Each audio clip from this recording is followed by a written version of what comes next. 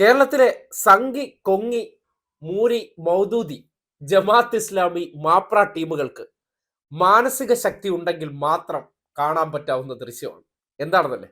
മുഖ്യമന്ത്രി പിണറായി വിജയൻ ബഹ്റിനിലെത്തിയതിനു ശേഷം അവിടുത്തെ പ്രവാസി സംഗമത്തിൽ പങ്കെടുക്കാൻ ചെന്ന സന്ദർഭത്തിൽ കിട്ടിയ ഊഷ്മള വരവേൽപ്പാണ്. ഡിഗ്രേഡ് മൈന്തുകളെ സംബന്ധിക്കുന്നിടത്തോളം ദൃശ്യം കണ്ടാൽ കുഴഞ്ഞു വീഴുമെന്നുള്ള കാര്യത്തിൽ ഒരു സംശയവും വേണ്ട.